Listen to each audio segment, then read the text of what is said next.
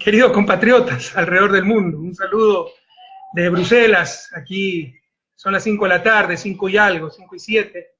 Siempre tenemos ajustes técnicos de última hora entre la tecnología y yo. Hay algo personal, aunque creo mucho en la tecnología.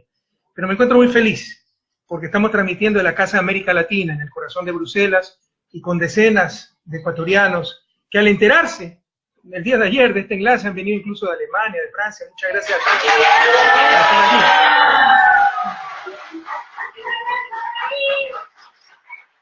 Y aquí tenemos dirigencia muy dinámica en Bélgica, queridos compañeros como Dígar, como Benito, ellos son lojanos, que organizan a cada momento eventos. Este evento, en principio, estaba organizado para reflexionar más que conmemorar, celebrar, el 12 de octubre, que se llama, de forma equivocada, Descubrimiento de América, cuando América estaba descubierta hace rato, lo que fue la invasión de los europeos a nuestra América. Y no hay que llorar por el pasado, eso es obvio, pero no hay que olvidarlo, para no cometer los mismos errores nuevamente. Claro, de esa invasión surgió una cultura, el mestizaje, pero también grandes problemas, saqueo, explotación, y si hubiera existido el Estado de Derecho, el actual orden mundial en esa época, serían ellos los que tendrían que pagarnos a nosotros, no nosotros a ellos, una deuda ilegítima.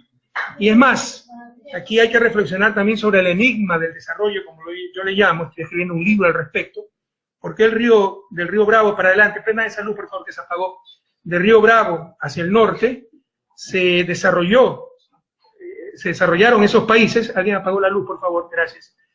Y del río Bravo para el sur, seguimos subdesarrollados.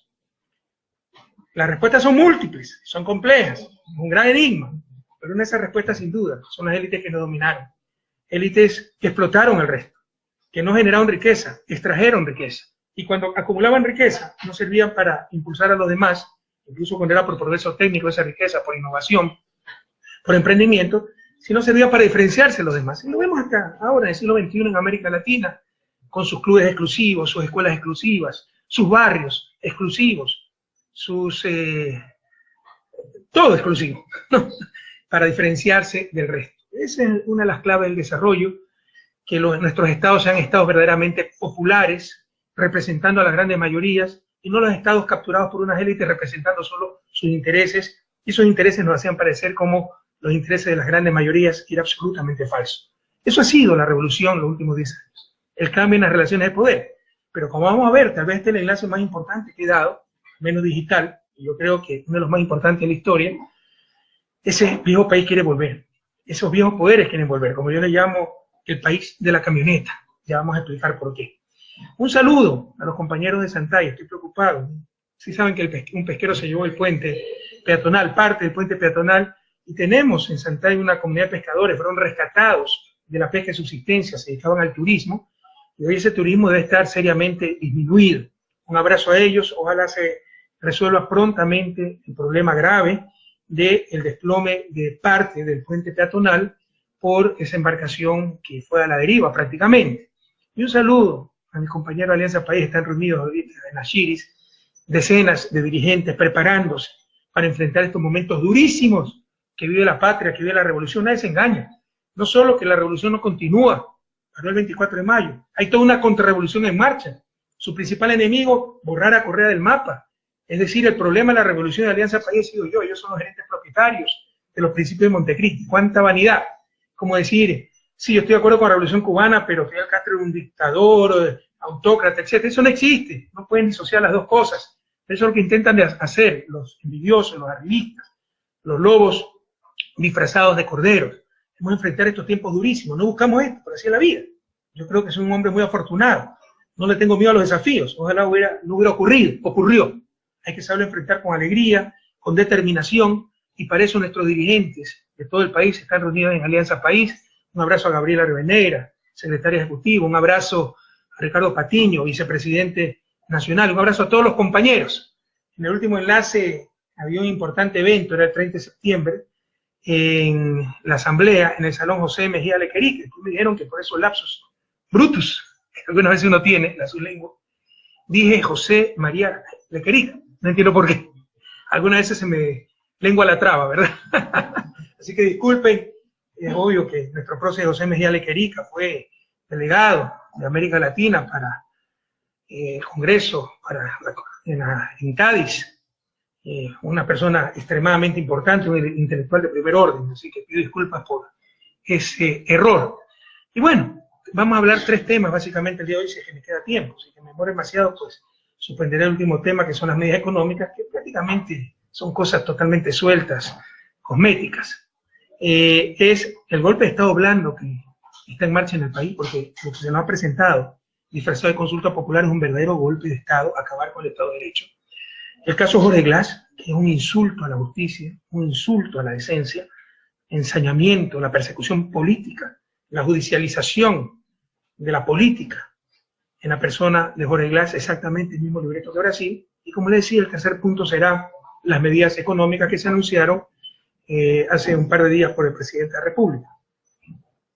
En cuanto al golpe blando, compañeros, vuelve el país de la camioneta. Nadie se engañe, por favor, compañeros que están aquí, los migrantes, nadie se engañe. De las 7 preguntas propuestas para consulta popular, 5 son de distracción.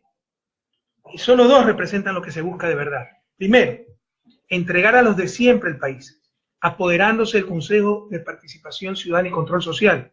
Y con ello, como veremos, apoderándose de las autoridades de control, a repartírsela como lo hacían antes. Si han visto el video, el audio, de Nebot conversando con César Verduga después de la caída de Bucarán, y ponme a este, ponme el otro, así era el viejo país. Eso es lo que hemos querido cambiar.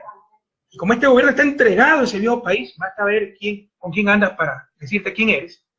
Ahora los que apoyan la Revolución Ciudadana son los Lucios, los Bucarán, los Nebot, los Lazo, los banqueros. ¿Quién puede creer esa tontería? Se ha traicionado a la revolución.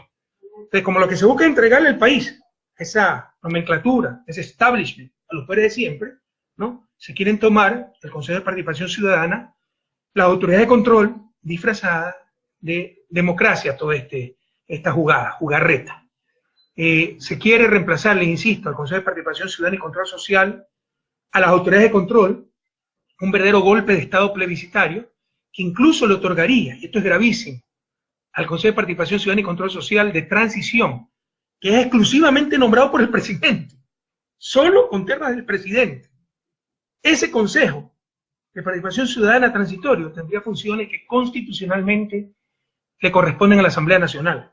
Es decir, evaluar y destituir autoridades de control. Entendamos lo que se nos está proponiendo. Y el segundo punto, la segunda clave es la pregunta sobre la reelección. Eliminar la reelección para asegurarse que Correa no pueda volver nuevamente y le quite lo saqueado. Recuerden que el 2006 fue un maverick, como dicen los gringos, un rebelde, alguien de afuera del sistema, que vino a terminarle la fiesta, un país destrozado, a la deriva, en manos de la partidocracia, repartido cual botín entre piratas. No quieren otro Correa, no quieren que les pase eso nuevamente, que siga el establishment dominándolo. Y créanme que si eso hubiera dado resultados, sería el primero en apoyar, siempre y cuando sea constitucional. Pero llevamos siglos actuando de esa manera en la política nacional y nos ha destrozado como país. Les insisto, no solo que la revolución no continúa, sino que está en marcha una verdadera contrarrevolución. Quien no lo entienda es ingenuidad extrema o tan solo una traición más. La pregunta es la pregunta 3, esa es la clave, es la más importante, con lo que quieren acabar el Estado de Derecho, hacer una dictadura plebiscitaria, le insisto. Dice, ¿está usted de acuerdo con enmendar la Constitución de la República del Ecuador para reestructurar el Consejo de Participación Ciudadana y Control Social, así como dar por terminado el periodo constitucional de sus actuales miembros, y que el Consejo que asuma transitoriamente, solo nombrado por el presidente, sus funciones tenga la potestad de evaluar el desempeño de las autoridades cuya designación le corresponde, pudiendo, de ser el caso, anticipar la terminación de sus periodos de acuerdo al anexo 3? ¿Entendemos lo que nos están preguntando?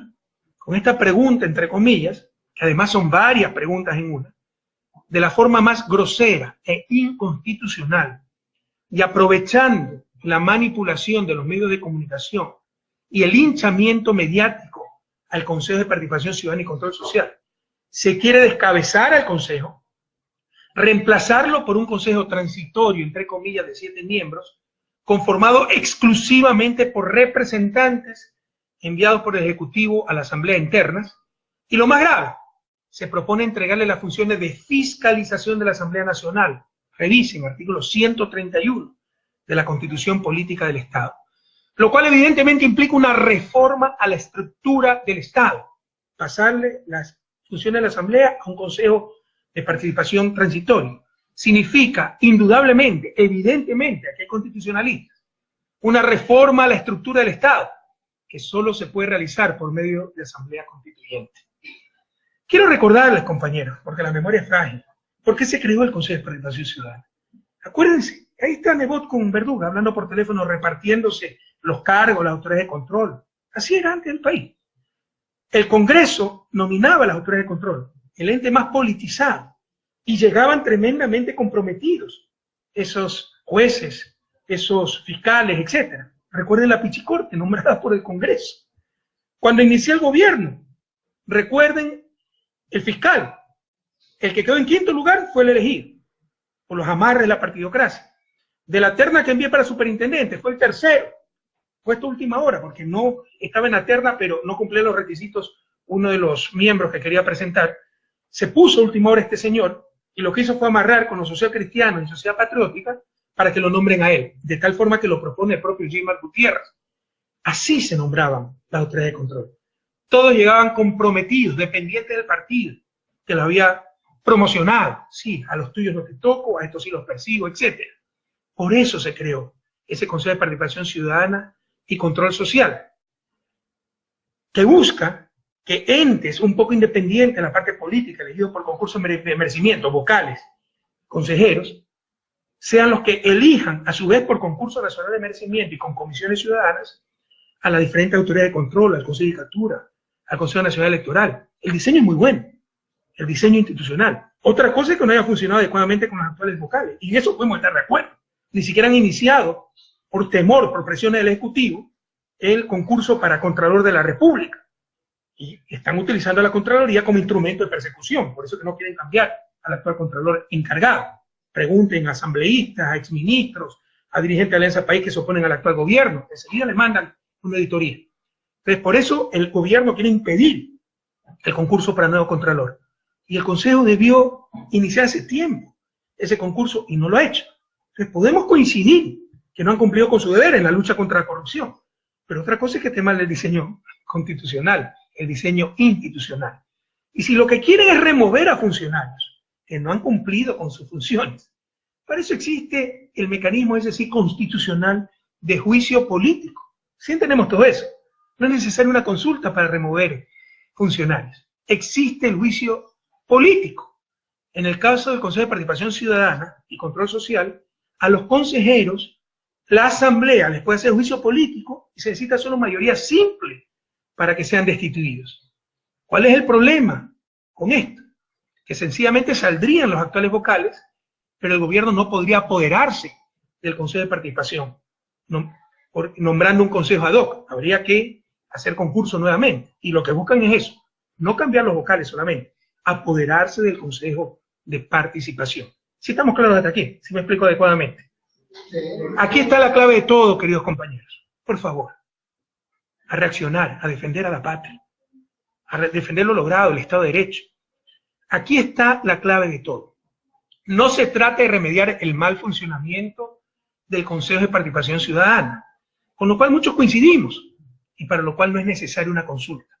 Se trata de apoderarse de él y darle inconstitucionalmente la capacidad de juzgar y destituir al procurador, al fiscal, a los superintendentes, al defensor del pueblo, al defensor público, al Consejo Nacional Electoral, al Tribunal Contencioso Electoral y al Consejo de la Judicatura.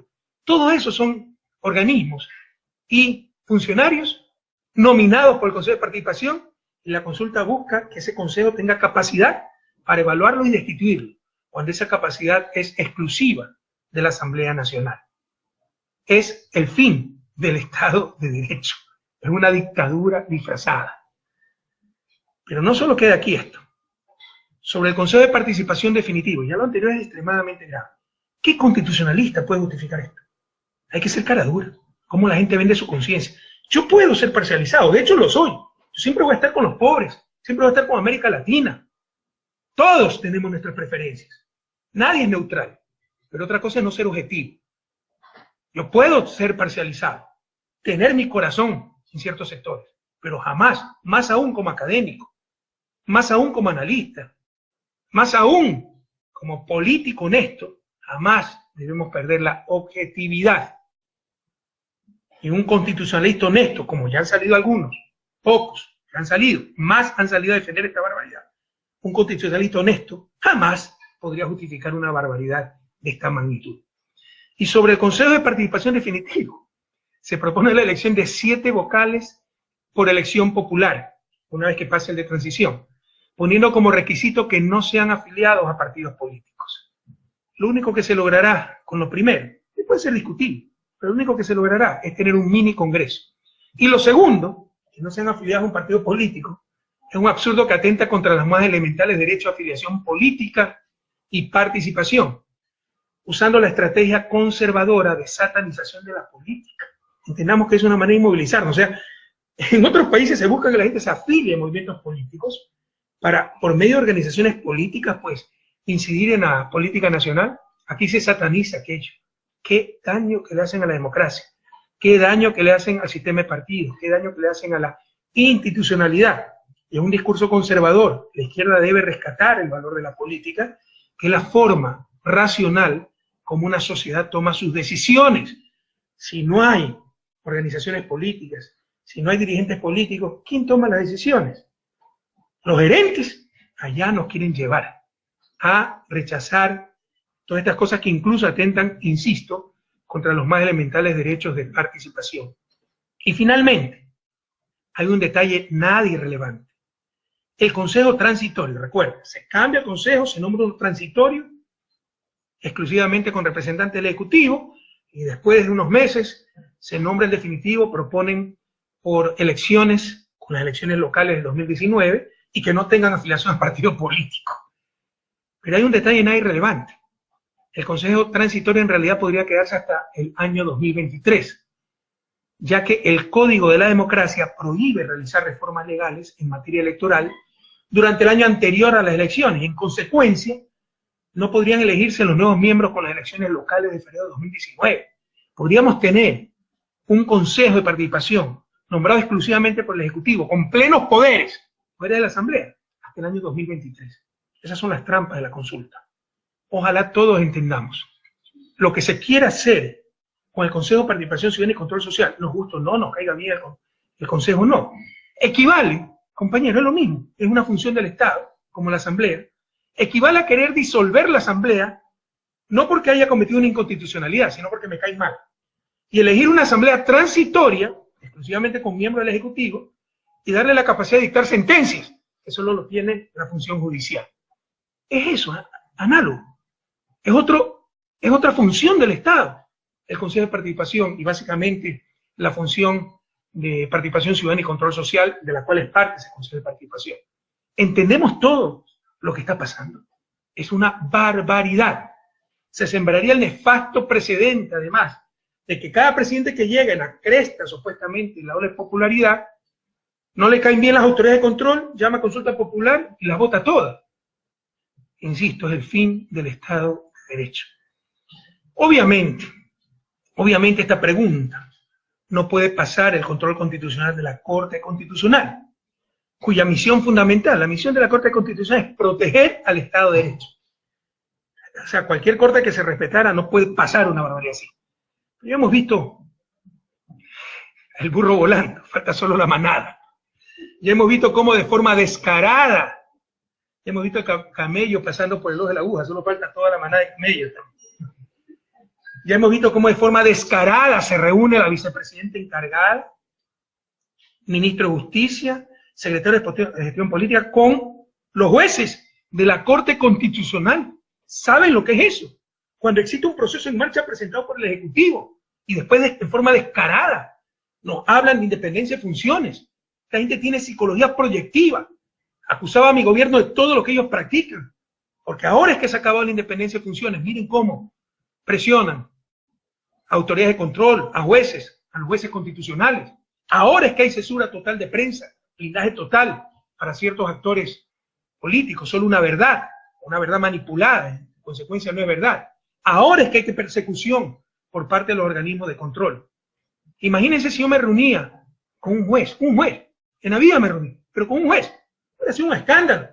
Aquí se reúnen con la Corte en pleno, cuando hay un proceso en marcha pedido por el Ejecutivo, y no pasa nada. Cuánta hipocresía, cuánta doble moral. Recuerden los mails que me robaron. Ahí no es delito, ahí es libertad de expresión, cuando roban mail al presidente y a Gustavo Yal, y quisieron hacer creer que yo había influido en la justicia. Revisen esos mails. Solo hablan de un presidente totalmente preocupado por su país, por cumplir sus labores, ¿no? Pero ahí sí quisieron hacer escándalo. Ahora se reúnen con la Corte en pleno y no pasa nada. ¡Qué barbaridad! ¿A dónde están llevando al país? Y sé, compatriotas, que van a argumentar que en la consulta de mayo del 2011, que fue por iniciativa del Ejecutivo, también se cambió en ese caso al Consejo de la Judicatura, ¿se acuerdan? Ahí está el engaño.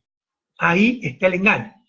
El Consejo de la Judicatura de ese entonces se encontraba casi 2 años inconstitucionalmente en funciones prorrogadas. Si me pasan mi maletín, por favor, que ahí tengo los documentos.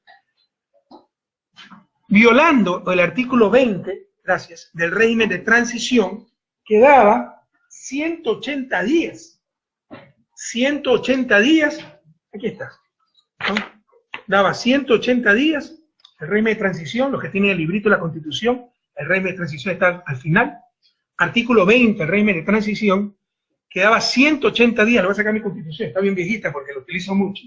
¿Ya? Pero aquí al final tienen el régimen de transición. Revisen el artículo 20. Aquí está. En un plazo no mayor de 180 días se organizará el Consejo de la Judicatura. Sus integrantes se designarán por el procedimiento establecido en la Constitución. Tenía 180 días. La Constitución entró en vigencia en septiembre de 2008. Tenía más o menos octubre, noviembre, diciembre, enero, febrero, marzo, abril del 2009.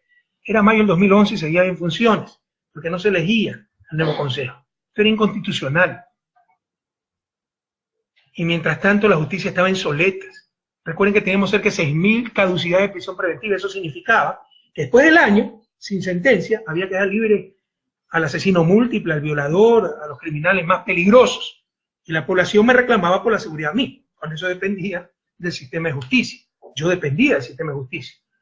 Mientras tanto, la justicia en soletas, repleta de jueces temporales, sin evaluaciones, e incluso con un grave conflicto entre los miembros del Consejo de Judicatura. El problema no podía durar un minuto más. Una circunstancia totalmente diferente. Un Consejo de Judicatura que nunca había aplicado la nueva Constitución y se encontraba 2 años inconstitucional en funciones prorrogadas. No es que me caigan mal, como ahora con el Consejo de Participación pretende el Ejecutivo.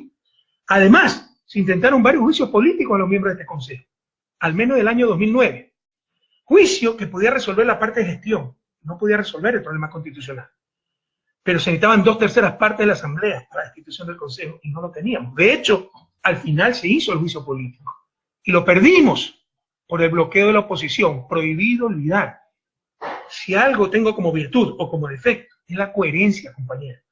Pueden decir lo que quiera de Correa, pero nadie puede negar que cumplimos lo que dijimos, lo que ofrecimos al pueblo en las urnas, que somos extremadamente coherentes con lo que pensamos, decimos y actuamos. No es que ofrecimos algo en campaña y adoptamos el programa de la oposición como se está haciendo actualmente. Les pueden acusar de todo, menos de incoherente. Además, los conflictos,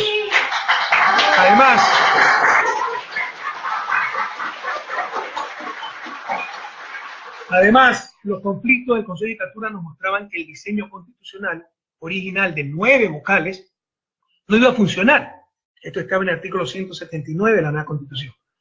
Por lo que en la misma consulta, pero en pregunta independiente, se propuso una conformación más simple y rápida. Un Consejo de Judicatura de 5 miembros, compuestos por ternas enviadas por la Corte Nacional de Justicia, la Fiscalía, la Defensoría Pública, el Ejecutivo y la Asamblea. Es decir, representantes de todas las funciones del Estado, pero 3 solamente de la función judicial de los diferentes sectores, Corte Nacional, Fiscalía, Defensoría Pública. Entonces, sistema de justicia, función judicial, 1 del Ejecutivo, 1 de la Asamblea. 5 miembros de estructura, que dicho sea de paso ha dado excelentes resultados. Somos el ejemplo para la región. Vienen misiones de Uruguay, de Perú, yo las he recibido, no me han contado. A ver lo bien que funciona el sistema de justicia, la reforma que hicimos. Todo eso fue la consulta del 2011. Pero aquí está la clave. La consulta del 2011 fue para superar un grave impasse constitucional, no como ahora, para provocarlo.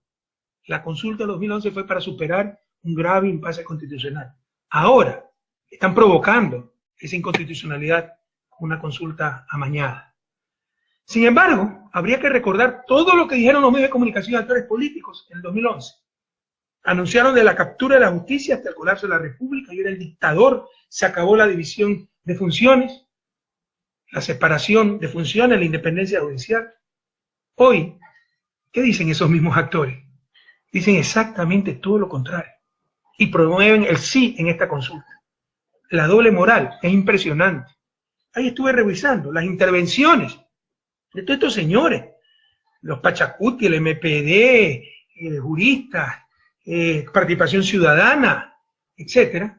¿Cómo decían que era imposible cambiar el Consejo de Judicatura porque era inconstitucional, se atentaba a la división de funciones, cuando estaban prorrogados inconstitucionalmente 2 años? Hoy hacen mutis por el foro o dicen exactamente lo contrario. ¿Cómo destrozan al país? ¿Cómo destrozan la verdad?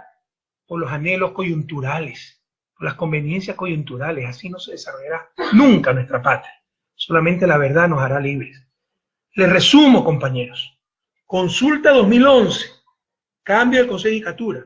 Consulta 2017, cambio del Consejo de Participación Ciudadana y Control Social. En el primer caso, inconstitucionalmente en funciones prorrogadas, incumpliendo el artículo 20 del régimen de transición. En el actual caso, funciones en estricto apego a la Constitución. En ese entonces no existía mayoría, peor de 2/3, ni siquiera mayoría simple, peor de 2/3 en la Asamblea para destituirlos con juicio político. Ahora existe esa mayoría para el juicio político. En aquel entonces fue reemplazado por un Consejo de Transición compuesto por representantes de 3 funciones del Estado: ejecutiva, legislativa y judicial. Ahora el Consejo de Participación pretende ser reemplazado por un Consejo de Transición compuesto exclusivamente con miembros sugeridos por la función ejecutiva. En ese entonces, ese Consejo de Transición ejerció funciones exclusivamente, funciones establecidas en la Constitución para el Consejo de Judicatura, no se les añadió ninguna función. Ahora pretenden al Consejo de Participación de Transición entregarle funciones no establecidas en la Constitución y que corresponden a la Asamblea Nacional. En ese entonces, el Consejo de Transición, como le propusimos al pueblo ecuatoriano, duró 18 meses en sus funciones. Ahora pueden quedarse hasta el año 2023, ya que el Código de la Democracia prohíbe realizar reformas legales en materia electoral durante el año anterior a la elección. Saben todos a lo que nos estamos enfrentando. ¿Ha quedado bien claro esta parte? Se trata de un verdadero golpe de Estado plebiscitario, destruir al Estado de Derecho por las conveniencias coyunturales. ¿Y cuál es la segunda parte del plan? Corte Constitucional deja pasar esta monstruosidad, ¿no? Se toman el Estado, la autoridad de control, pero chuta, si Correa viene, se nos acabó la fiesta. Hay que acabar con la posibilidad de reelección, asumiendo que me están haciendo el daño a mí. El siguiente paso, compatriotas, en el golpe blando, es asegurarse de que nadie les pueda arrebatar lo saqueado, el viejo país, de que no hay otra vez un Rafael Correa, que en el 2006 le quitó a los de la camioneta el mando de la República. Y para eso tienen que evitar la mal llamada reelección indefinida, que en realidad es postulación indefinida, nadie tiene garantizada la reelección. Eso lo decía el pueblo ecuatoriano. Y como no, como tienen que disfrazarse de demócratas, nos hablan del principio de alternabilidad. En verdad la palabra castiza es alternancia, pero en ciencias políticas se utiliza alternabilidad. Entonces ahora defienden el principio de alternabilidad. Habría que preguntarle a Angela Merkel, porque ustedes vienen de Alemania, compañeros. 4ª elección consecutiva, ¿cuántos años lleva? 14, creo, 12, 14, y va a tener 4 más, ¿verdad? Pero en ese caso sí es liderazgo, democracia madura. En nuestro caso es dictadura, caudillismo y populismo. Ya basta de tanto tercermundismo. Por favor, busquemos nuestras propias alternativas para ampliar el espectro de elección, las opciones, no para reducirlas cuando hace falta tanta gente, tantos cuadros en la patria grande. Recuerdo también el caso de Franklin Delano Roosevelt en Estados Unidos. Les ganó 4 elecciones. Y después de eso entonces hicieron la reforma para que solo haya una reelección. Reforma impulsada por republicanos y por los mismos demócratas.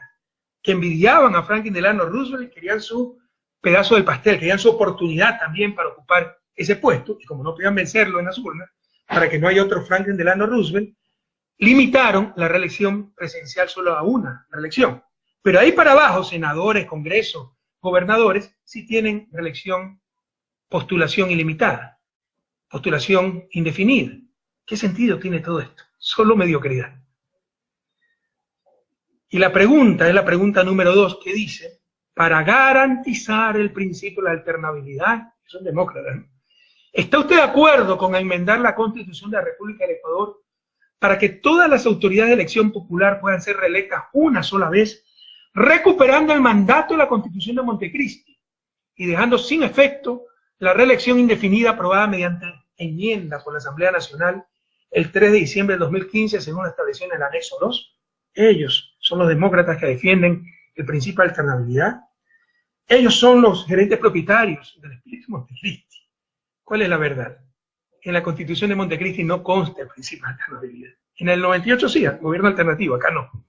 Como falsamente han hecho creer lo que se creen gerentes propietarios de los principios de Montecristi. Y no consta, entre otros motivos, porque contradiría la Convención Interamericana de Derechos Humanos, que en su artículo 23 establece que todos los ciudadanos gozan del derecho y oportunidad de participar en la dirección de los asuntos públicos, directamente, de votar y ser elegidos en elecciones periódicas y tener acceso a las funciones públicas de su país, artículo 23, numeral 1, de la Convención Interamericana de Derechos Humanos.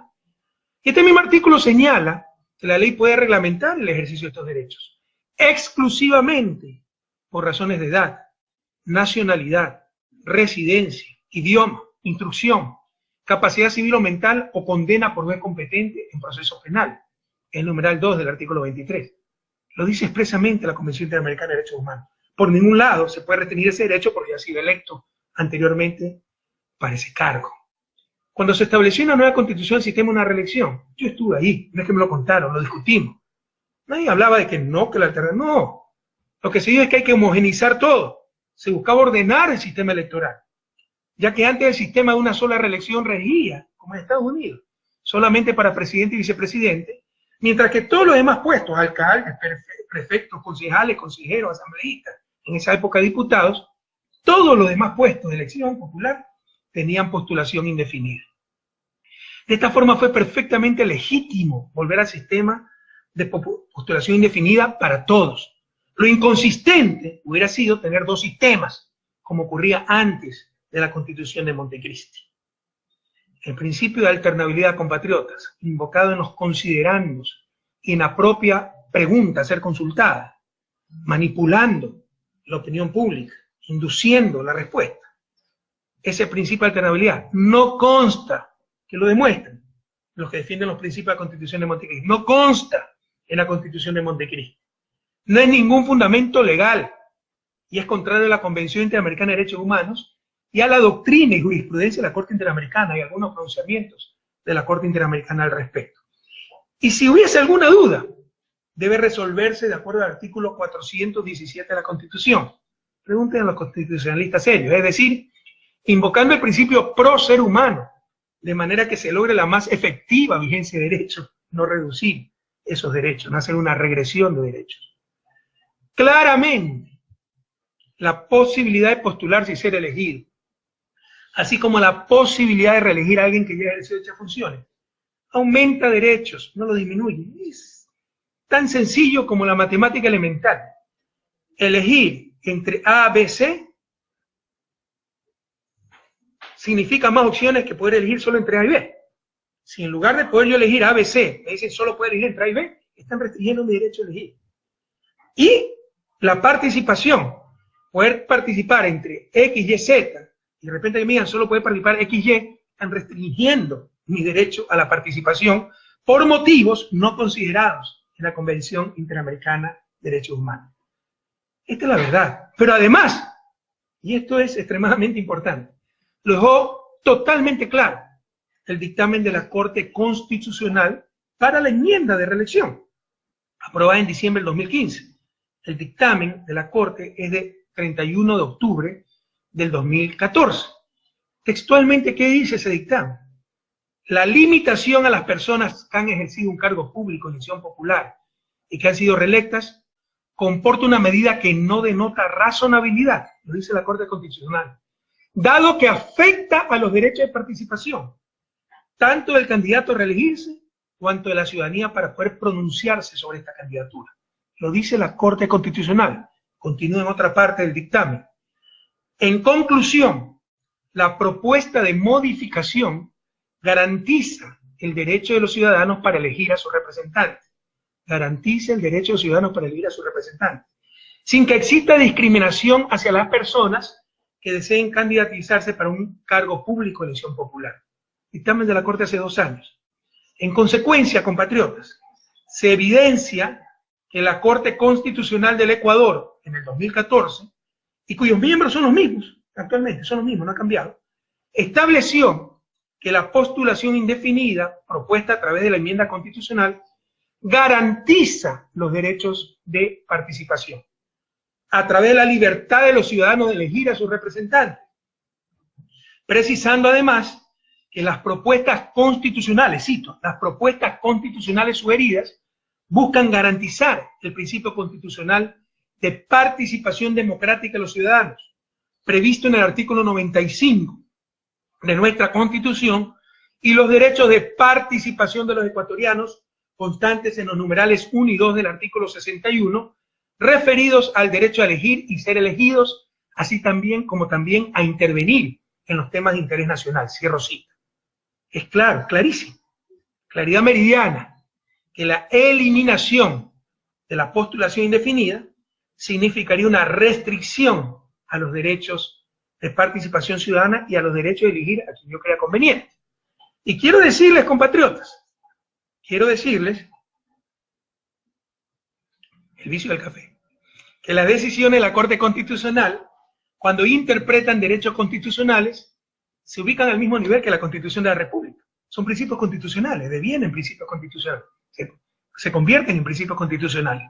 Y por consiguiente, el único mecanismo que procedería para eliminar la postulación indefinida, como pretende la pregunta de la consulta, sería la Asamblea Constituyente, como ya manifestamos, prevista en el artículo 444 de la Constitución de la República, que a la vez tiene concordancia, me he vuelto jurista en esto, con el artículo, soy responsable, investigo, pregunto, no es que hablo por hablar, es que creen que en democracia se puede decir cualquier cosa, cualquier opinión, y por ser opinión no debe ser solvente. No, compañeros, la calidad de la democracia depende también de opiniones rigurosas, más aún de dirigentes políticos. Debemos tener responsabilidad. Este artículo 444 de la Constitución está en concordancia con el artículo 101, numeral primero de la Ley Orgánica de Garantías Jurisdiccionales y Control Constitucional, que dice: cualquier proyecto normativo que tenga por objeto o efecto restringir el alcance de los derechos y garantías constitucionales fundamentales o modificar el régimen procedimental de reforma a la Constitución, solo podrá tramitarse de acuerdo con el procedimiento previsto en el artículo 444 de la Constitución a través de la convocatoria a una asamblea constituyente. ¿Lo quieren hacer? Vamos a asamblea constituyente y lo enfrentaremos a la suya.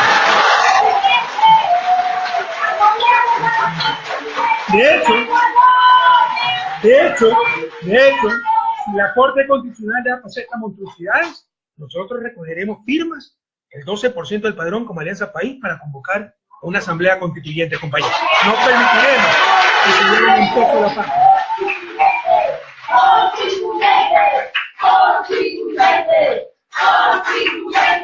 Compañeros, como ustedes ven en su dictamen sobre la enmienda, la Corte Constitucional es categórica en cuanto a que la enmienda aumenta derechos. Sería impresentable, más aún para la misma Corte, están los mismos vocales, los mismos 9 del 2014. Creo que ahí cambió el presidente y lo reemplazó la jueza Wendy Molina, pero el resto son los mismos. Sería impresentable, más aún para la misma Corte Constitucional, que se contradiga de su dictamen de hace 2 años. Y si querían deshacerse de mí, porque sueñan conmigo, ¿no? Tienen terror de que Correa vuelva. No pienso volver, compañeros. Yo estoy viviendo en Bélgica, a no ser de que necesitemos la Asamblea Constituyente. ahí asumiré mi responsabilidad. Si querían deshacerse de mí, yo le firmaba ante notario que me retiraba definitivamente de la vida política y le ahorrábamos 60 millones de dólares al país. Para ahorrarle los 60 millones que están gastando solo por el Olga Correa. Y ya hasta risa, ¿no? Ver los que apoyan la derogatoria de la postulación indefinida. En cabeza, Jaime Nebot. Un alcalde que se ha reelecto 4 veces y va a tener 20 años como alcalde de la ciudad de Guayaquil. Prenda la luz, alguien se apoya y apaga cada rato la luz. ¿Se imaginan? ¿Se imaginan cuántas dobles morales? O sea, este que se ha reelegido 4 veces es el que está contra la reelección indefinida. Pero además, es de acuerdo a la coyuntura, porque ahí están los videos cuando él dice, yo sí apoyo la reelección indefinida. Si Correa me pregunta, yo apoyo. Hoy, como están que tiemblan, se contradicen, ¿no? Pero esa es la clase dirigente que tenemos, no dicen la verdad. No guardan la más elemental coherencia. La coherencia es parte de la moral política, compañeros. Como le decía, la alternabilidad, que en realidad es alternancia, la decide el pueblo en las urnas, entre los candidatos de su preferencia, como en el caso de la alcaldía de Nebot, 4 veces. Candidato y ganador de la alcaldía de Guayaquil. Cabe indicar, compañeros, porque la memoria es frágil, yo al principio me opuse a esta enmienda. No quería, por vanidad, iban a pensar que yo quería beneficiarme, etcétera. ¿No? Más por vanidad que por falta de convicción, porque yo sí quiero una reelección indefinida. Por ahí buscarán un video en Argentina cuando recién asumí el gobierno, que digo, no, la alternabilidad, porque alguna vez uno se deja llevar por el discurso de moda, no. Pero incluso Chávez, recuerden que promovía la reelección indefinida, yo no me manifestaba en contra, porque además considero correcto aquello, ¿no? Pero más por vanidad que por convicción, falta de convicción, me ponía la enmienda. Pero había sido la decisión de la Convención de Alianza País, de mayo 1 del 2014. Y antes, la decisión de uno de nuestros aliados, entre comillas, el Partido Socialista. Y para que vean cómo es la política, lo que la gente hace por un plato de lentejas, ahora dicen todo lo contrario. Empezando por Lenín Moreno, que mintió, que es un mentiroso compulsivo. Yo sé que usted no tiene por qué creerme, a mí me engañó 10 años. Yo sé que usted no tiene por qué creerme todavía. Ya se están evidenciando algunas mentiras, ¿no? Que la cámara oculta manejada por un celular, que la refinería iba a explotar, etcétera. ¿Se acuerdan de eso? ¿No? Ya se están manejando que iba a vender el avión presidencial, que se va a vender los carros de lujo que no existen, ¿no? Pero mintió sobre la reunión que tuvimos en Ginebra hace un par de años, cuando le dijimos, tú puedes ser candidato presidencial. Gracias a Dios estaba Ricardo Patín. Pregunta de Ricardo Patín. Sí, nos dio un cambio de estilo. Nos dijo que iba a llamar a los que se alejaron, maravilloso. Y me dijo, tú tienes que regresar en el 2021, Rafael, el país te necesita. Y yo le dije, estás loco. Este es Ricardo Patín, pero así miente. El Partido Socialista, le insisto, fue el primero, antes de Alianza País, de decidir en convención proponer la reelección indefinida. Teníamos 2/3 de la Asamblea. Hoy el presidente del Partido Socialista es ministro de Defensa y fue el primero en dejar las preguntas en la Corte Constitucional. Miguel Carvajal, como asambleísta, secretario de Gestión Política, votó a favor de la reelección. María Alejandra Vicuña, ¿no? ¿Cómo defendía la reelección? Ahora dice, sí, yo la defiendo, pero hay que consultar al pueblo. Entonces, seguramente hará campaña por el no, porque ella cree que sí es conveniente la reelección indefinida. Pura doble moral, qué tristeza dan algunos compañeros en los cuales uno confió y a los cuales uno quería, pero así es la vida, compañeros. Esto no nos debe sorprender. Nos sorprende la situación, la traición que hemos recibido. ¿Verdad? La traición, siempre habrá los que se ajustan al momento, los oportunistas, los traidores, pero también habrá los leales, como ustedes, la gente que está dispuesta a dar hasta la vida por nuestra revolución ciudadana. Siempre habrá los Ricardo Patiño, los Virgilio Hernández, los Paola Pavón, a Gabriela Rivadeneira, a Doris Solís, a Augusto Espinosa, a Marcela Guiñaga, tantos y tantas, que son coherentes con sus principios, sin importarles el costo. Finalmente, Jorge Glass, por supuesto, gracias. Finalmente, compañeros, acepté apoyar la enmienda, ¿ya? Pero me di el lujo, como decían que esto beneficiaba al que estaba en el poder. ¿Cuándo alguien en el poder había ganado elecciones? Solo con nosotros, o sea, se ha dado eso. Me di el lujo de prohibir que nos presentemos los que estábamos tomando la decisión.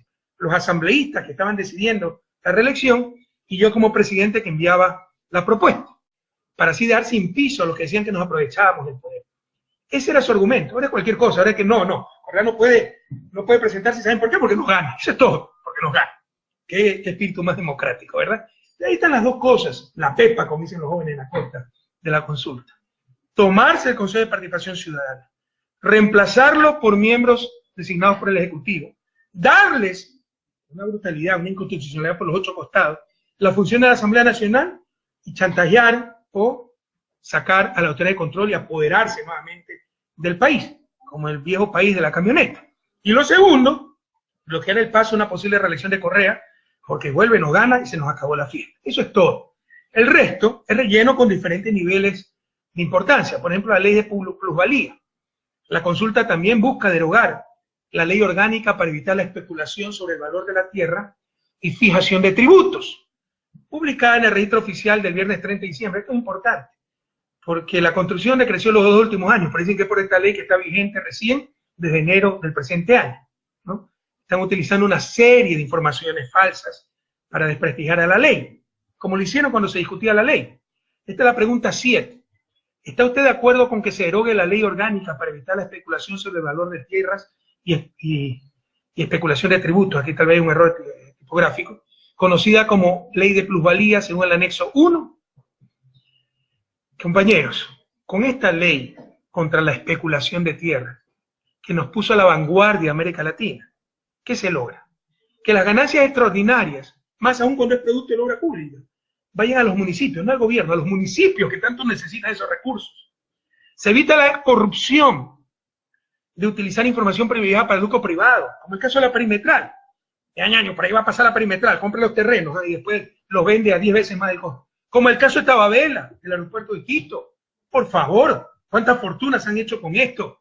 Se impide la especulación del suelo y potenciales burbujas inmobiliarias. Nuestros migrantes saben lo que es esto. Los migrantes de España, pero también los migrantes de Estados Unidos. ¿Cómo los aniquilaron? ¿No? Los aniquiló la burbuja inmobiliaria, la especulación con bienes inmuebles. Se reventó la burbuja, se quedaron endeudados en 200.000 euros, la casa que era de garantía, que solo vale 50.000, devuelven la casa, pierden la casa y se quedan endeudados de por vida. El problema de las hipotecas. En la base de ese problema está la burbuja inmobiliaria, la especulación. Y por eso esta ley impide esos fenómenos. Y además se crean fuertes incentivos para declarar el verdadero valor del inmueble y así evitar una de las evasiones más generalizadas, que es la evasión del impuesto catastral, que es para los municipios. ¿Pero qué hace la gente? Compro una propiedad 30.000 y en verdad estoy pagando 200.000 y pago el impuesto catastral sobre 30.000. Entendemos que eso es evasión, que está perjudicando a los municipios. La ley corrige también estas distorsiones. Malintencionadamente se ha confundido o hecho confundir los efectos de la ley en vigencia solamente de diciembre pasado, como ya les manifesté, con los problemas económicos que tenemos hace 2 años. Por los problemas económicos hicimos un ajuste de 6% del PIB en el sector de inversión pública. Es el ajuste más grande de toda América Latina. Eso significa menos carreteras, menos construcciones hidroeléctricas, etcétera, ¿no? Necesariamente tenía que afectarse el sector construcción, puesto que el Estado es uno de los principales contratantes de las constructoras privadas. Además, las construcciones residenciales son bienes que llamamos los economistas consumo duradero. Una manzana, me la como, se acabó. Una refrigeradora la uso una y otra vez y perdura, se llama consumo duradero. La casa habito y perdura. La utilizo, me genera un servicio y perdura el bien. Se llaman bienes de consumo duradero, que son los más sensibles a una disminución del ingreso producida por una recesión como la que sufrimos en el 2016. Disminuye mi ingreso, lo primero que dejo es de comprar los bienes de consumo duradero. Espero para reemplazar la refrigeradora o para comprarme una nueva casa. Esos son los motivos del decrecimiento de la construcción, no la ley de plusvalía. Eso no resiste ningún análisis técnico. Sin embargo, cuidado.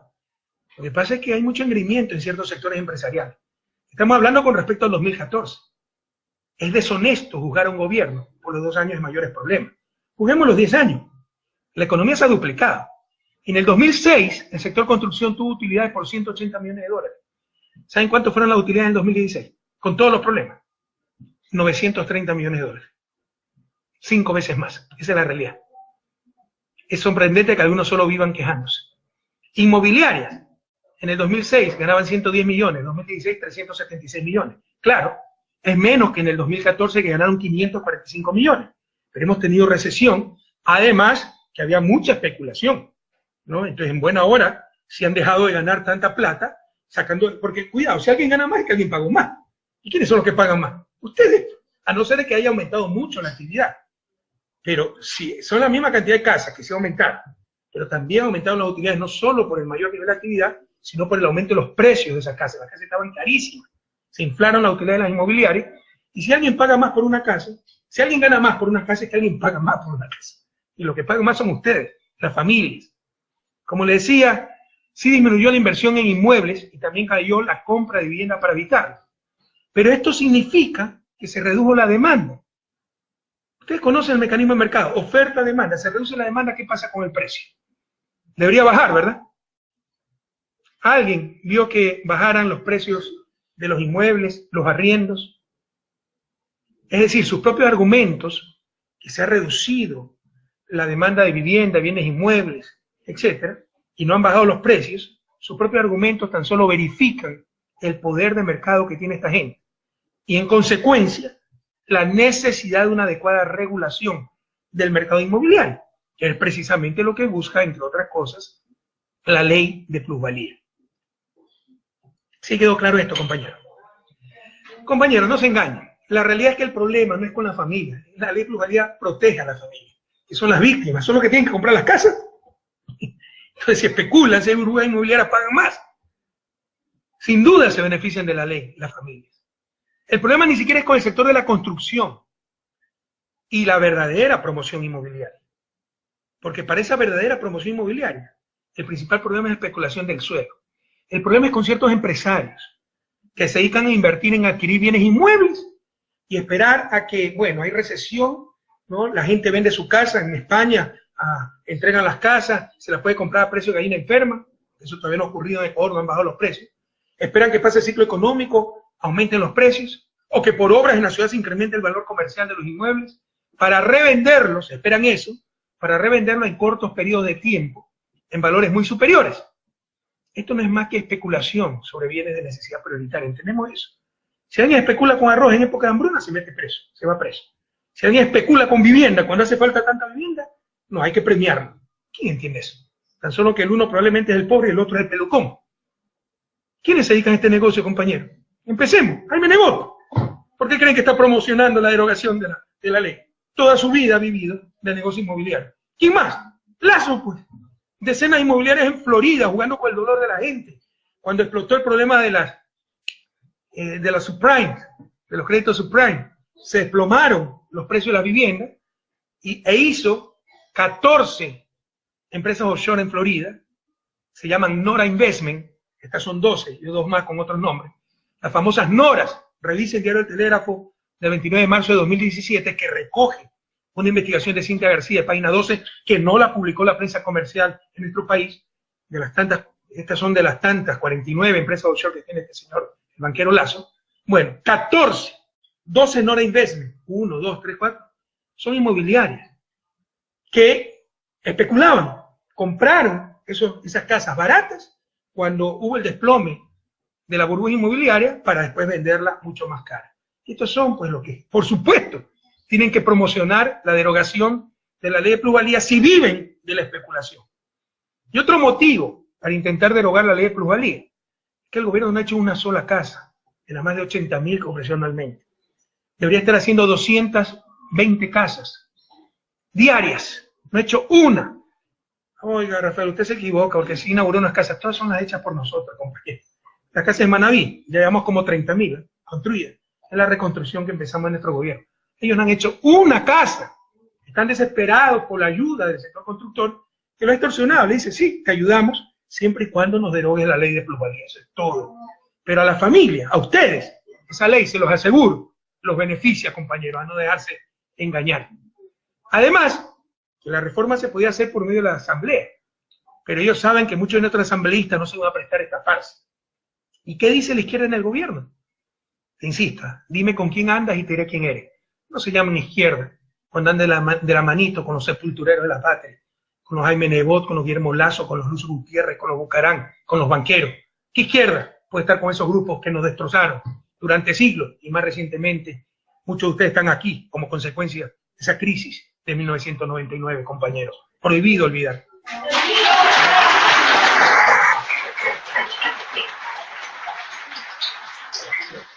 La PEPA y la consulta, bajarse al Consejo de Participación, reemplazarlo por uno del Ejecutivo y votar a toda la autoridad de control para repartirse el país como pirata.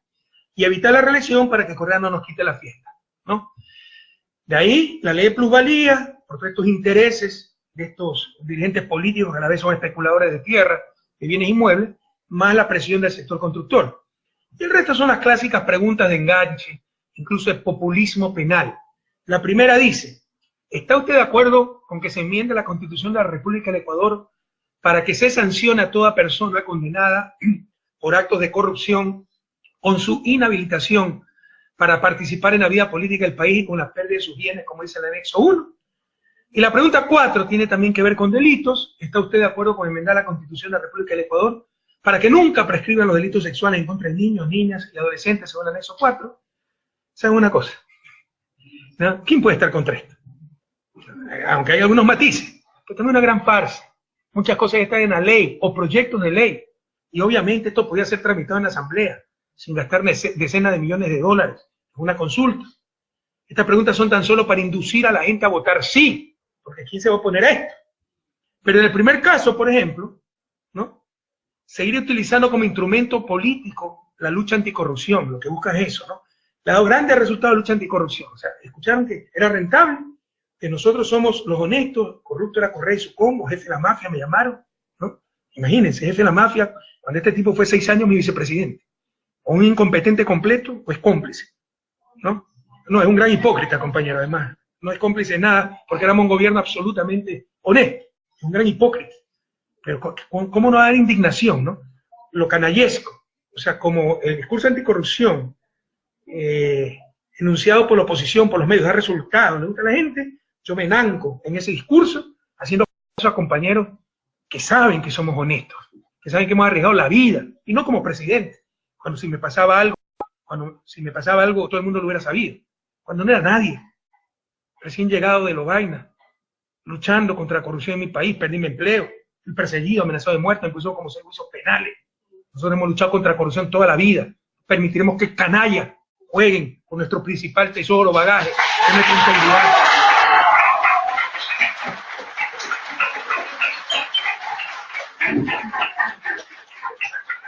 Que se trata también de seguir utilizando la lucha anticorrupción, con la pregunta 1, ¿no?, para ocultar, entre otros, la verdadera corrupción, pues, compañeros. Están repartiendo el país cual botín entre piratas.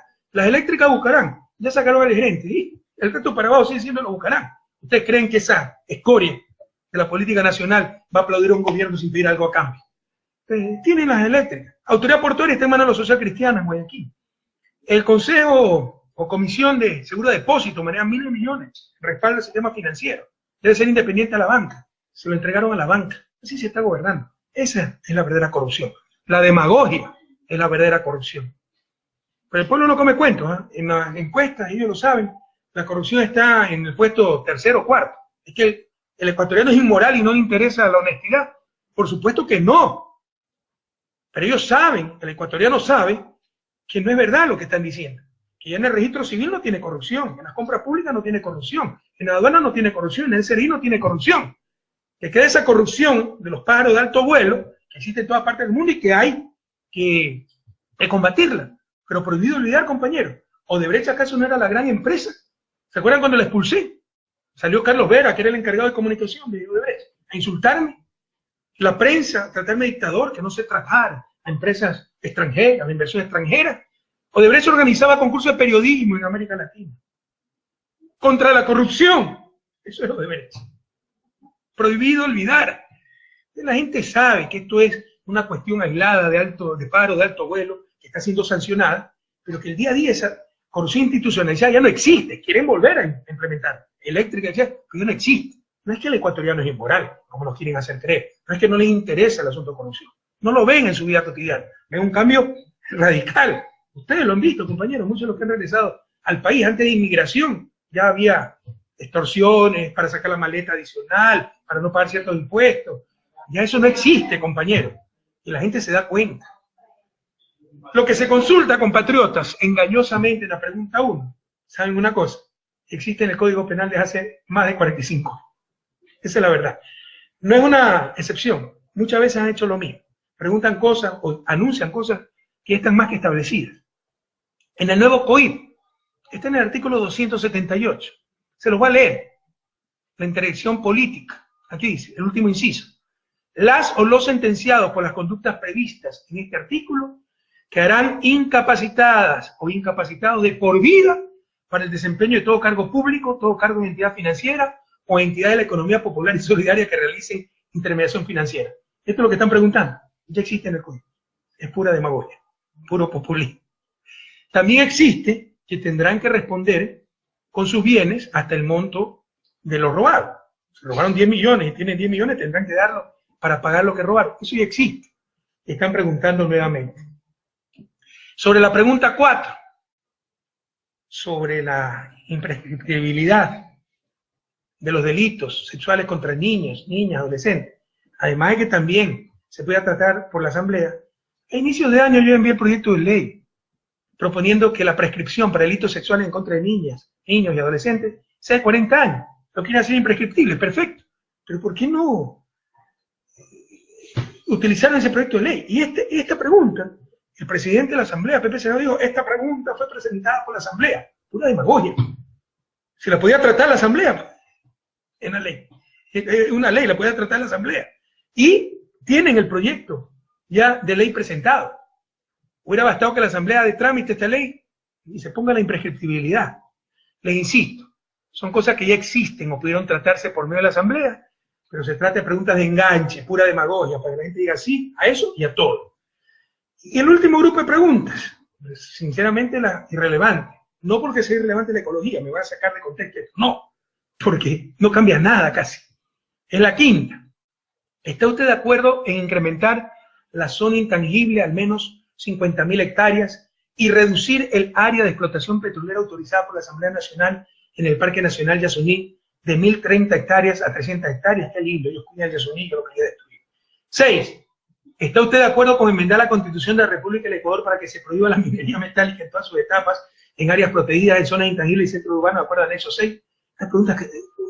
La quinta no aporta nada. Y la sexta aporta marginalmente e inconsistentemente. Ustedes saben que la iniciativa de Yasuní TT la creamos nosotros.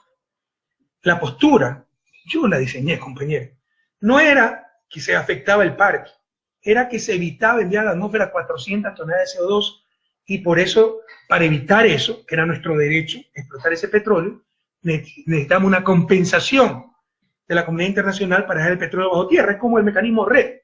Se paga por evitar la deforestación, para mantener el bosque en pie, porque ese país tiene derecho a talar el bosque, pero para que no tale se paga. Un mecanismo REDD de las Naciones Unidas que existe. Es análogo a la iniciativa Yasuní TT en cuanto a emisiones evitadas. No lo entendió así el mundo. Fue tal vez la decisión más dolorosa que tuve que tomar en agosto del 2013. Y tuve que dar paso a la iniciativa, pero siempre cuidando el Yasuní. A tal punto que el permiso de la Asamblea fue para 1.030 hectáreas del 1.000.000 de hectáreas que tiene el Yasuní. Y ustedes recordarán en algún conversatorio, algún enlace que dije, y si tenemos suerte serán solo 250 hectáreas, porque ya veíamos que el impacto iba a ser mucho menor. Tuberías subterráneas, helipuertos, etc. Se mandaba las unidades de potencia, energía, a varios kilómetros fuera del Yasuní. Obviamente, ese petróleo se mandaba también a procesar fuera del Yasuní. El impacto era mínimo. Ya lo sabían. Entonces ahora ellos proponen que se explote solo 300 hectáreas. No están ahorrando una gota de petróleo, se están burlando para querer contentar a todo el mundo. Los yasunidos, tanto que reclamaban, ahora ¿qué dicen? Se está evidenciando que eran politiqueros nada más. Porque aquí no está cambiando absolutamente nada. Revisen. Yo le dije que 250 hectáreas se iban a afectar y si tenemos mala suerte máximo 500. Parece que tienen más información y ahora saben que serán máximo 300. No están cambiando nada. No están ahorrando una gota. 50.000 hectáreas más de zona intangible. Eso se puede hacer por decreto ejecutivo, el presidente directamente. Ni siquiera ley, peor consulta. Y son 1.000.000 de hectáreas, es muy fácil. Ojalá que pueda hacer mucho más, 100.000, 200.000 hectáreas de zona intangible del 1.000.000 de hectáreas de Yasuní. Pura demagogia, puro populismo. Querer contentar a todo el mundo y en la práctica no hacer nada. Esto nos cuesta 60 millones de dólares. En la parte de minería, compañeros, el mandato constituyente 6 extinguió todas las concesiones mineras. Eso lo hicimos nosotros como Revolución Ciudadana. Extendió todas las concesiones mineras al interior de áreas naturales protegidas, bosques protectores y zonas de amortiguamiento. La nueva constitución también lo prohíbe. Aquí está, en áreas protegidas y zonas intangibles, salvo aprobación de la Asamblea. Por lo que lo único nuevo en la pregunta de la consulta es la inclusión de la prohibición de hacer minería metálica en zonas protegidas sin excepciones. Al menos así entendí la pregunta. Porque el resto ya estaba, la prohibición. Salvo aprobación de asamblea, lo que están diciendo no, en el caso de minería metálica en zonas protegidas, que no hay excepciones. ¿Cuál es el problema? Que esto no tiene mucho sentido. Significa que en áreas protegidas no se podrá hacer minería metálica, ni siquiera subterránea, pero sí se podría seguir explotando petróleo. Sí se puede hacer minería a cielo abierto, no metálica, para la cal, el cemento, que tiene más impacto frecuentemente que la minería metálica subterránea. ¿Quién entiende eso? Prohíben lo uno, minería metálica, pero no petróleo, no minería a cielo abierto, no metálica, que puede tener más impacto que la minería metálica a cielo abierto y subterránea, pero sobre todo subterránea. Se trata de simple demagogia. Y un tiro en el pie, ¿no? Porque están desesperados viendo cómo reactiva la economía, de acuerdo a ellos, etc. Hemos sido elegidos el mejor destino de inversiones mineras este año. Ahí está gran parte del futuro, para superar la miseria, para proteger la naturaleza, para que nuestras ciudades tengan sistemas de procesamiento de agua servida y no se contaminen los ríos. Hasta Quito, Bota, Almachángara, sus aguas residuales. Para eso se necesitan miles de millones de dólares. La minería nos puede servir para conservar el medio ambiente. Con esto lo que están haciendo es espantando. Son mensajes terribles para los inversionistas extranjeros en cuanto a minería. ¿Y por qué le he llamado el país de la camioneta a esto, compañeros? Sin duda, la consulta popular es una atribución constitucional del presidente de la República. Artículo 147, numeral 14 de la Constitución. Y es un derecho de los ciudadanos. Sin embargo, y escúchenme bien, como casi todo mecanismo democrático, una consulta puede ser manipulada y mal utilizada. Les voy a dar ejemplos de eso. Para servirse del pueblo y no para servir. Por demagogia, por populismo, por la verdadera hambre, ahí sí, hambre de poder. Nuestro gobierno utilizó en cuatro ocasiones la consulta popular. Una incluso con la constitución anterior. La primera, con la constitución anterior, fue para convocar una asamblea constituyente. No para aplicar la agenda, el programa de los perdedores, sino en estricto cumplimiento de nuestro programa de gobierno. Nosotros somos gente honesta, coherente. El programa de gobierno con el cual habíamos ganado las elecciones, ¿se acuerdan? Ofrecimos una constituyente, ¿no? Llamamos a consulta popular para esa constituyente. Y pese a la oposición del Congreso de aquel entonces, en el cual no teníamos ningún diputado, acuérdense de eso. Luego se llamó a consulta para aprobar, se llama referéndum técnicamente, aprobar la nueva Constitución de la República, lo cual nunca se hizo con la Constitución neoliberal de Sangolquí. Y como también se había ofrecido en un inicio a convocar la Asamblea Constituyente, que la Constitución la vamos a poner en consideración del pueblo ecuatoriano. Luego tuvimos la consulta en mayo de 2011, en cuyo corazón se hallaba la reforma judicial. Dado, insisto, que el Consejo de Judicatura se hallaba inconstitucionalmente en funciones prorrogadas, y dado que no teníamos mayoría en el Congreso, en la Asamblea Nacional. Y finalmente, un coste económico mínimo era aumentar una papeleta. Se aprovecharon las últimas elecciones presidenciales para consultar al pueblo si estaba de acuerdo con prohibir a los funcionarios públicos, que los funcionarios públicos tengan operaciones en paraísos fiscales, lo cual nos puso a la vanguardia mundial en la lucha contra esta pandemia del capitalismo salvaje. No se imaginan cuántas felicitaciones tengo por esta iniciativa. Y, prohibido olvidar, en prácticamente todas las consultas, vimos la feroz oposición de la prensa y de la partidocracia, sobre todo en 2011. Se acababa el Estado de Derecho, se acababa la independencia de funciones, y ahora hoy dicen todo lo contrario. Ahora regresamos al país de la camioneta, solo que ahora dejaron subir incluso al mismo Abdalá Bucaram. Las más grandes atrocidades jurídicas, mal disfrazadas de democracia. ¿Por qué el país de la camioneta? Acuérdense en el 97, insisto. Abdalá Bucaram es lo peor de la política ecuatoriana, pero fue elegido por el pueblo ecuatoriano. Era un presidente constitucional. Se le desplomó la popularidad al 10%. Eso puede pasar en democracia. Pero democracia es respetar ciertas reglas preestablecidas, y no es anarquía. La coyuntural voluntad de la mayoría, eso no es democracia, en base a reglas preestablecidas. Y resulta que por mayoría simple lo destituye la Asamblea, el Congreso de aquel entonces, ¿se acuerdan? Por insanidad mental, porque le decían el loco Bucaram. Es decir, si le decían el chino Bucaram, lo votaban por extranjero. Así era de ridículo ese país, el país de ese entonces. Pero no solo aquello, sacan al presidente y en lugar de ser reemplazado por la vicepresidenta Rosalía Arteaga, lo ponen a Fabián Alarcón, el director de orquesta del golpe, que era presidente del Congreso, y lo ponen como presidente interino, pero no se había roto la democracia, todo era constitucional. Busquen, y aquí tenemos abogados constitucionalistas, en toda la historia del país, cuando ha habido en la Constitución el cargo de presidente interino. Esa era una ruptura del orden constitucional por todos los costados, era absolutamente ilegal, pero ¿qué hizo el país? Miró para otro lado. La prensa hizo mutis por el foro, los analistas aplaudían esto, y los victoriosos políticos del momento, representando los mismos sectores e incluso los mismos actores de ahora, se paseaban en una camioneta, no muy orgullosos de lo que habían logrado. Insisto, he sido el principal adversario de Bucaram, para mí lo peor de la política, pero no podemos atentar contra principios constitucionales por la coyuntura. Como veremos, pues eso destruye al país, no es que lo ayude. De hecho, recuerdo, después de esta barbaridad, tuvimos 10 años de una inestabilidad terrible. Ningún gobierno electo acabó su periodo hasta antes de mi gobierno. En 10 años tuvimos 7 presidentes, 50 a Rosalía 8, 50 al triunvirato cuando se fue Lucio 11.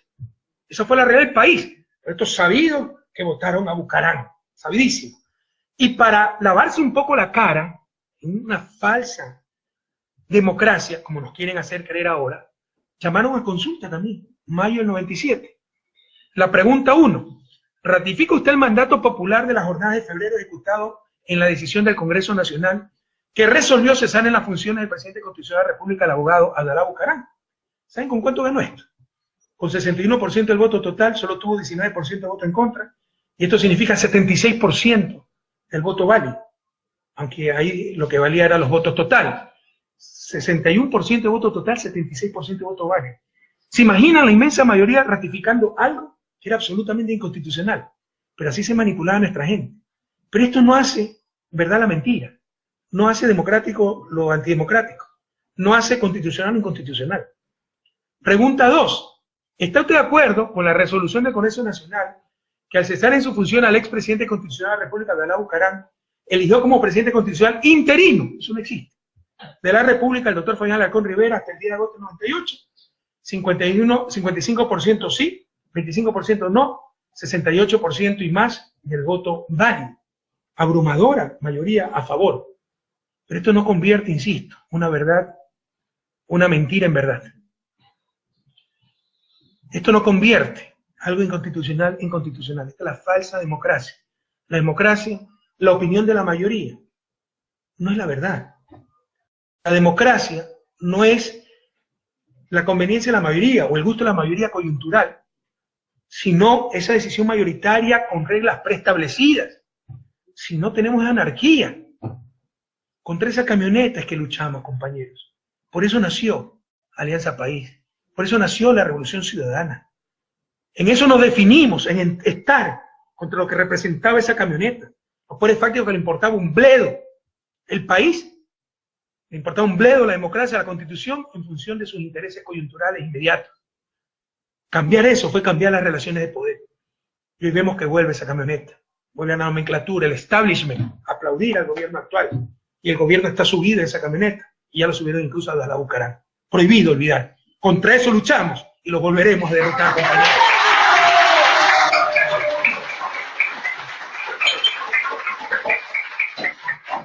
Me he tomado más de una hora en explicarle la consulta, pero es un golpe blanco. Me quedan 2 temas, voy a tratarlo lo más rápidamente posible. Pero sí quedó claro la consulta. Golpe de Estado.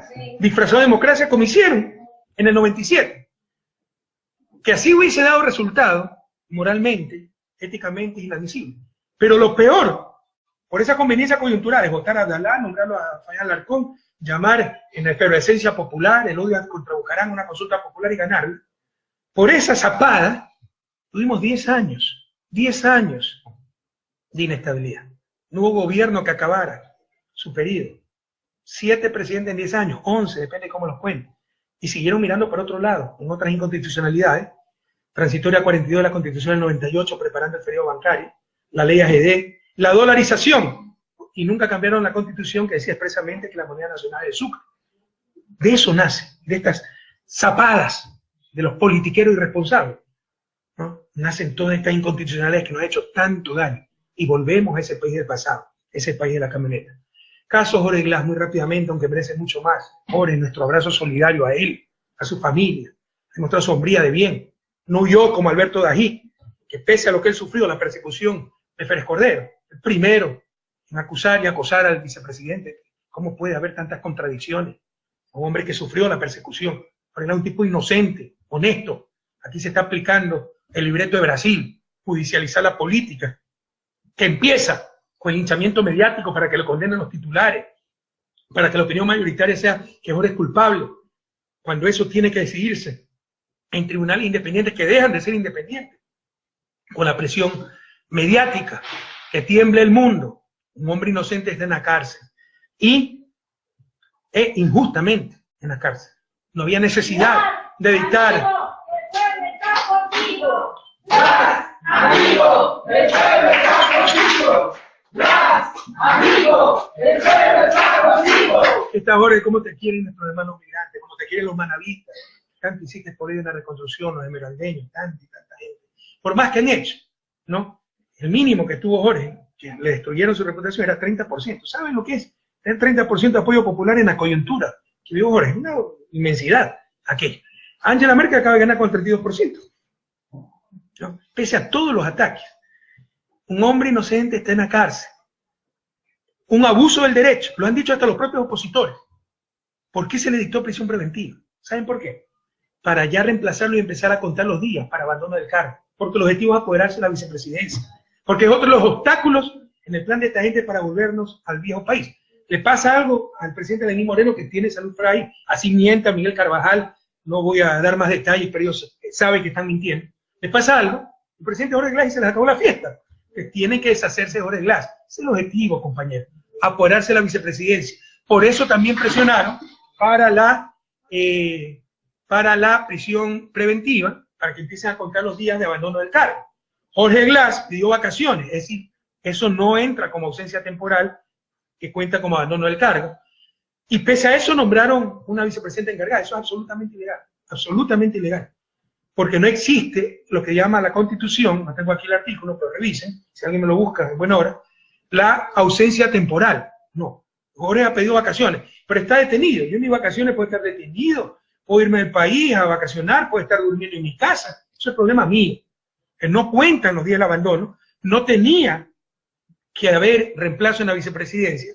Era como cuando Moreno fue a Nueva York, que ya lo pifiaron nuestros migrantes, dicho se pasa una semana, entonces tenía que tener un reemplazo. No, porque no era, como lo define la Constitución, ausencia temporal. Entonces, pero ahora le han hecho eso ilegalmente, porque el objetivo es, como saben que en la Asamblea hay todavía reservas de moral, no va a poder lograr los 2/3 para destituir al presidente y vicepresidente legalmente, porque no están los causales. Entonces quieren sacarlo de la vicepresidencia por abandono del cargo. Detenerlo, entonces se nombra un reemplazo y abandonó el cargo. Eso es todo, compañeros. La verdad es que no hay una sola prueba, lo ha dicho el propio vicepresidente, lo han dicho todos los abogados con los que he conversado y conocen del caso, no porque otros se dejan llevar por lo que le dicen. No hay una sola prueba.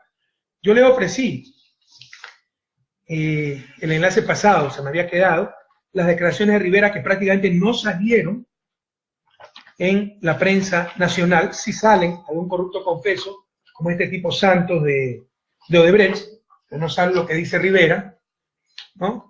Es contundente. Aquí está. Déjenme un ratito, que tengo tantos documentos. A ver, aquí está, ¿no? Las declaraciones de Ricardo Rivera. Dice, el principal acusado, o uno de los 18 acusados, también quiero que prueben asociación ilícita entre 18 personas, una brutalidad lo que están haciendo. No es verdad que haya buscado al señor José Concellao Santos para intermediar con el Estado ecuatoriano. Lo dice en su declaración. Mi relación con el señor Jin, que es el dueño de Glory, no sé cuánto, en Hong Kong, fue en el 2010 y esa transferencia ocurrió en el año 2012. No tengo ningún vínculo comercial ni profesional con Glory International Industries. Bueno, ese es el problema de Rivera. Lo importante, es absurdo que yo haya influenciado a un vicepresidente de la República, en este caso el ingeniero Jorge Glass. Eso dice en su declaración, ¿no? A pesar de mi relación consanguínea con el vicepresidente, mantenemos discrepancias, con mucho respeto, Eso dice, ni siquiera está con nosotros, Rivera, políticamente. Mi visita a China fue una invitación, les pongo en la cámara un poquito más. Mi visita a China fue una invitación a través de Génesis y mi participación con las compañías chinas. Nunca fueron por delegación ni el gobierno ni ningún funcionario, lo que mintió la prensa. Las relaciones mantenidas con el ingeniero Glass siempre han sido de carácter familiar. Jamás hemos tratado temas que estén relacionados o que tengan que ver con el presente caso de supuesta asociación ilícita y sobornos por parte de Odebrecht. Jamás tratamos temas que tengan que ver con Santos, ni de la empresa, y el único tema que conozco de la compañía Glory fue el que me hizo conocer el vicepresidente por correo. El ingeniero Glass me hizo conocer el resultado de las investigaciones, ya que el gobierno invirtió en la denuncia de Páez, hizo la investigación. Esos resultados no son reservados y concluyen con la no participación mía en dicha empresa. Eso lo declara Rivera, pero le dan más credibilidad a un corrupto confeso como Santos, que tiene centenas de millones de razones para odiarnos, porque le quitamos el puerto de Manta, 200 millones de dólares. No le pagamos 80 millones, que teníamos que pagarle, pero lo retuvimos cuando se explotó el escándalo de corrupción. Pero no la tiene jurada. No solo eso, compañero. Yo conozco el caso. Esto a mí nadie me quita la convicción que es toda una trama política nacional e internacional. Porque como ya sabían que Jorge iba a ser candidato a presidente o vicepresidente, esto empezó 2 años antes. Acuérdense, en noviembre del 2016 también la publicación de diario La Estrella de Panamá, un diario amarillista. Pero las delaciones de estos tipos de Odebrecht, Santos, fueron a inicio del 2016. Vienen en junio del 2016 con grabador en mano para involucrar al vicepresidente y no lo logran. Graban al vicepresidente. O sea, si el vicepresidente estaba involucrado, lo más fácil era grabarlo él. Pues. Cuando se tiene reunión con el vicepresidente, este tipo les trata, yo he escuchado los audios, les trata de sacar, y bueno, ¿cómo va la campaña? No sé. Y bueno, ¿usted va a ser candidato? No sé. Y no logra absolutamente nada. Cuando se reúne con el control se dice Jorge Glass, pero lo dice este corrupto, porque claramente la trama es tratar de involucrar a Jorge Glass. Y cuando ya se quedan sin pruebas, sale por ahí un pendrive, ¿no? A ver, aquí está. ¿Qué artículo es? 150. Artículo 150, está el 146. A ver, 146. La Constitución señala que son causas de ausencia temporal del presidente y vicepresidente, la enfermedad u otra circunstancia de fuerza mayor que le impida ejercer su función durante un periodo máximo de 3 meses, o la licencia concedida por la Asamblea Nacional. Por ejemplo, pidió vacaciones. Y solo en este caso se lo reemplaza el vicepresidente. Lo reemplazaron pese a que está de vacaciones aceptadas. ¿Es para qué? Para que contarle los días para declarar el abandono del cargo. Todo esto, acusar a un hombre inocente, la judicialización de la política, el libreto de Brasil, como hicieron con la presidencia brasileña, con el caso de Dilma Rousseff, y el traidor Temer, aquí tenemos otro traidor, el Temer ecuatoriano, es para apoderarse de la vicepresidencia, no se engañen. En todo caso, cuando se les caía el caso, sale un pendrive, que con centenas de mensajes que demuestran una relación más allá de lo familiar de Jorge Glass con Rivera. Primero, no es prueba válida. Segundo, incluso tomando todo como está, no dice absolutamente nada. Yo he revisado los mails, no me lo han contado. 92, 95 mails en 6, 7 años, un mail más o menos por mes.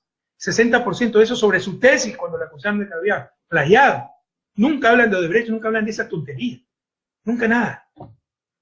Pero a la opinión pública le dice, hay un flash drive lleno de mensajes de Jorge con su tío. Eso es falso. Pero no solo eso.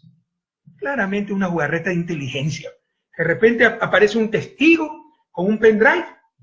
Cuando lo interrogan no sabe ni cómo prender una computadora. O sea, pero él bajó todas las claves, toda la información, etcétera, ¿no?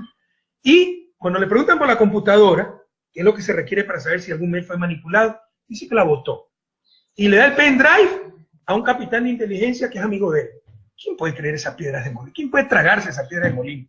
Esto es una guarreta de inteligencia. Eso ni siquiera es prueba válida, debería ser desechada por el juez, por el tribunal. Pero incluso si fuera aceptada, no dice absolutamente nada. Jorge Glass, que el mundo entero lo sepa, que todos ustedes lo repitan, es un perseguido político, un inocente, está preso, que tiembla el mundo, compañero. Jorge, un abrazo para ti, toda nuestra solidaridad y nuestra admiración por tu vida. No saliste corriendo como tantos otros cobardes que te insultan y te persiguen. Has dado ejemplo de convicción, de responsabilidad, cómo han abusado del derecho, con qué saña te han tratado. Por último, las medidas económicas. Realmente no hay mucho que hablar en esto. A ver, es que en verdad no es nada, son cosas dispersas. Saben que el modelo, nuestra política han funcionado, no las están cambiando, las están manteniendo como debe ser, pero recuerden que empezaron con un supuesto decreto de austeridad. Me río porque de los 28 puntos de ese decreto, 18 ya estaban en vigencia permanentemente u ordenados por nosotros, ¿no? Les pongo un ejemplo. Prohibición de vehículos, artículo 19. Comprar carros caros. Hace rato que está esa prohibición. Pero van a repetir para que ellos bien. Que hablan acá rato de vender los carros de lujo. ¿Dónde están? El único carro de lujo que teníamos era el de Lenín Moreno. ¿Dónde están? Puro show, pura mentira.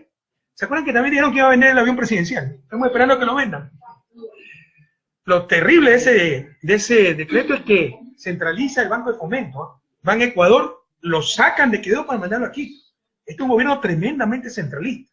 Yo no sé cómo permitieron eso los riocenses y las autoridades que deben representar a los fluminenses. El decreto de autoridad es pura farsa. Dicen que van a obtener 500 millones de ahorros. Es mentira. Y nadie dice nada. Yo acá no tengo todos los datos, pero ya vamos, les ofrecí hace algunas semanas el fact-check, chequear los hechos. Lo estamos haciendo. La gente trabaja en su tiempo libre, está siendo perseguida, etcétera, tiene que cuidarse, pero lo vamos a hacer, ojalá esta semana. Y el Observatorio Ciudadano para dar seguimiento a las cosas que ofrecen. Cuántas casas han hecho, cuántos bonos se han aumentado. Pero verán, 500 millones, una gran mentira. Que hagan el desglose de esa plata, es mentira. Es pura demagogia. También nos dijeron que 10.000 millones en deuda, más que salud y educación juntos. Eso dice Moreno, que no sabe nada de economía. Ustedes sí recuerdan que antes se hablaba solo de deuda externa. ¿Se acuerdan o no? No se hablaba de deuda pública, ¿se acuerdan? Deuda externa. ¿Por qué? Eso es lo importante. Países como los nuestros, el Estado no se financia el sector privado. El sector privado se financia el Estado. Países como Alemania sí se financia el sector privado nacional e internacional.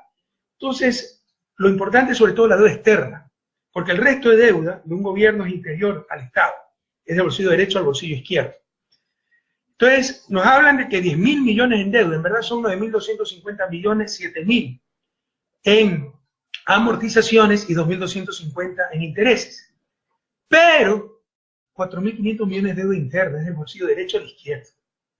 Deuda externa serían 1.350 millones en intereses, 2.250 millones en amortizaciones, serían unos 3.500, 3.600 millones de dólares en deuda externa, y el resto, 5.400, 5.600 millones, deuda interna.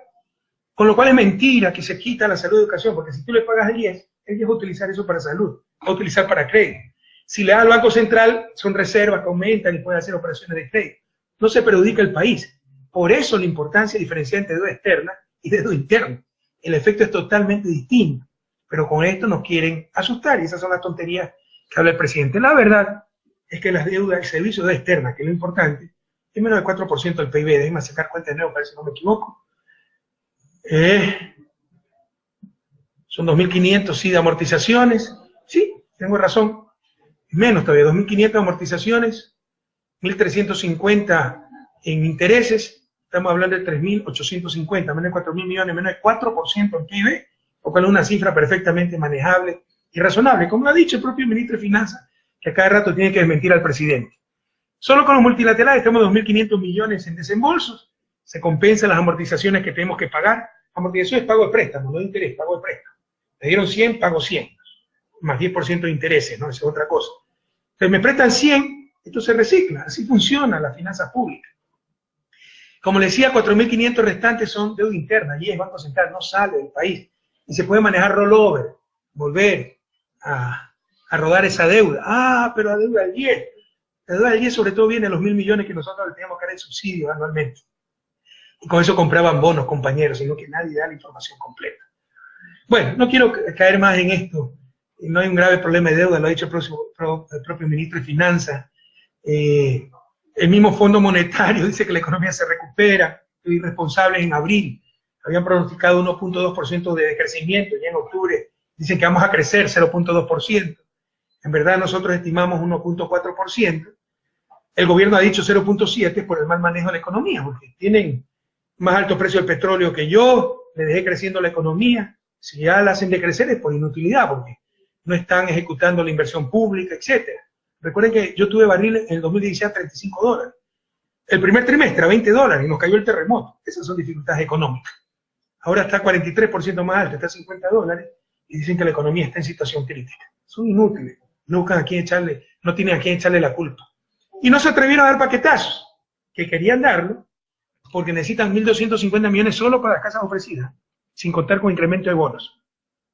Entonces no han dado el paquetazo. ¿De dónde van a sacar los 1.250 millones?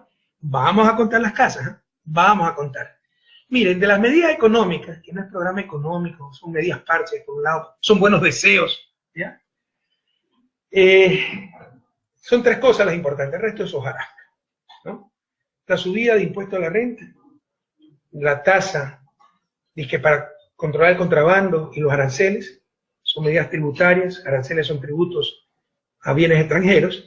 ¿Por qué bajamos impuesto a la renta de 25 a 22%?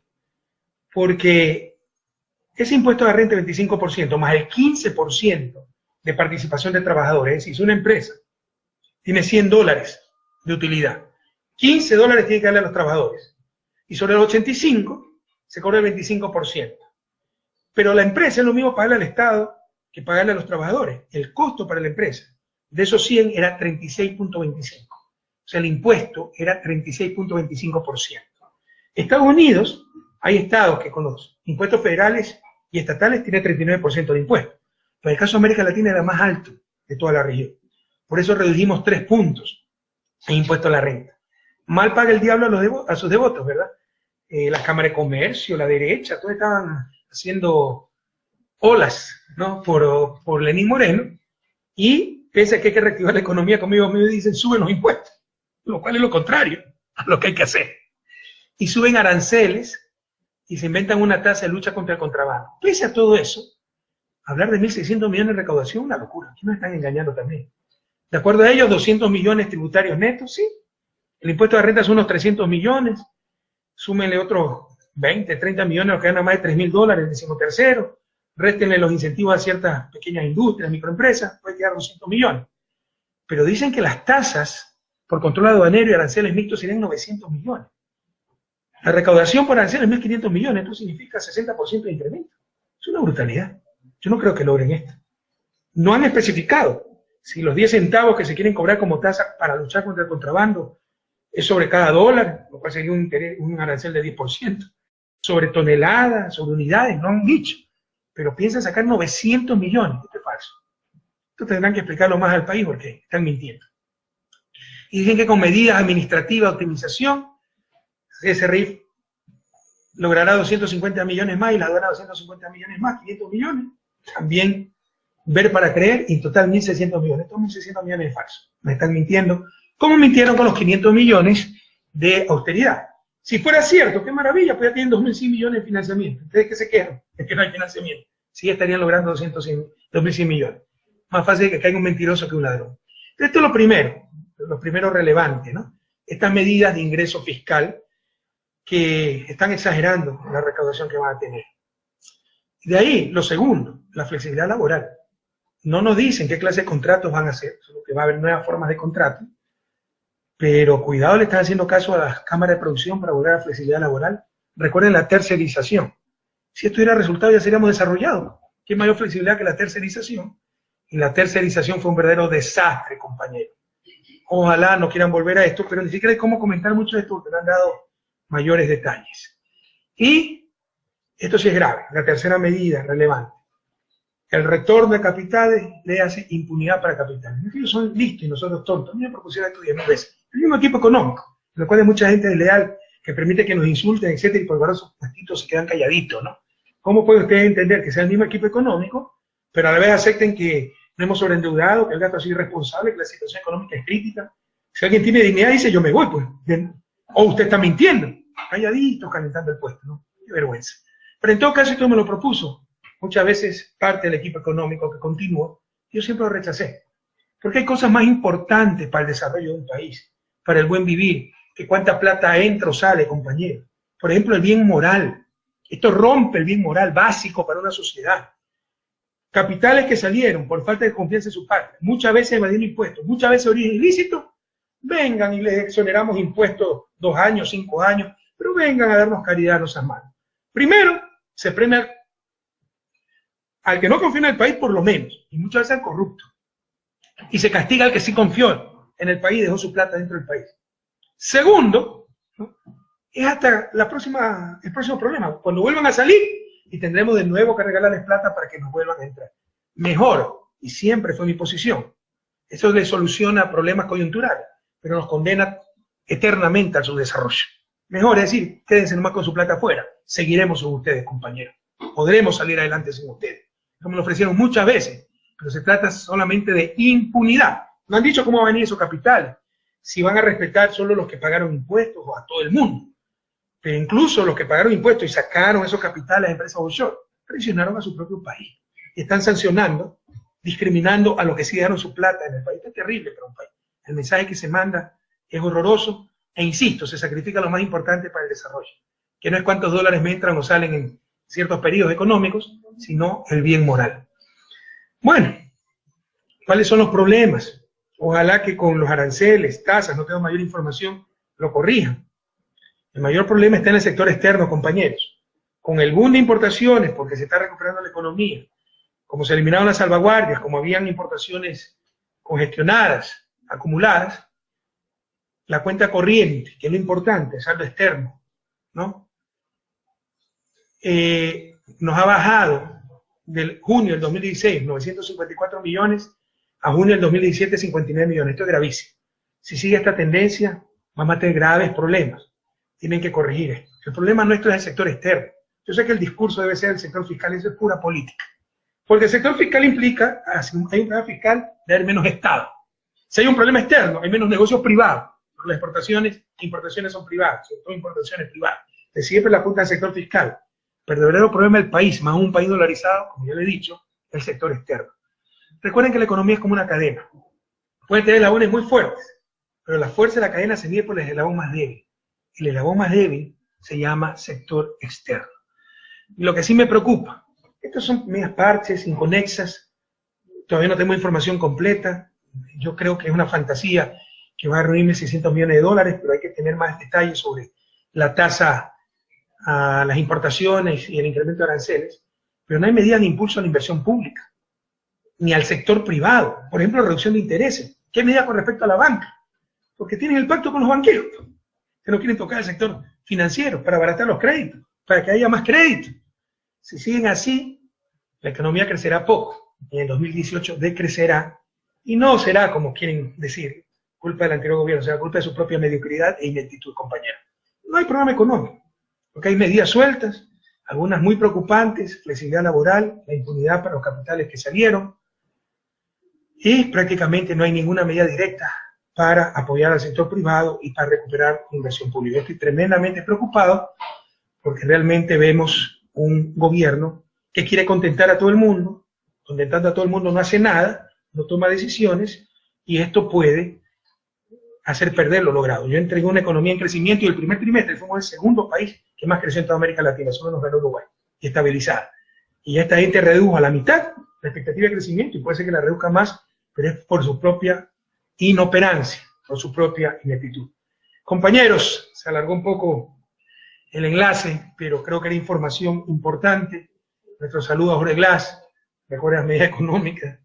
El modelo funcionó y continúa. De todos modos, hay que tomar acciones que no las está tomando el gobierno, sobre todo con respecto a financiamiento del sector bancario, con el cual tiene un pacto para ayudar al sector privado, para recuperar la inversión pública, y sobre todo lo de la consulta popular. Se trata de un verdadero golpe de Estado blando, disfrácenlo como lo disfracen, ¿no?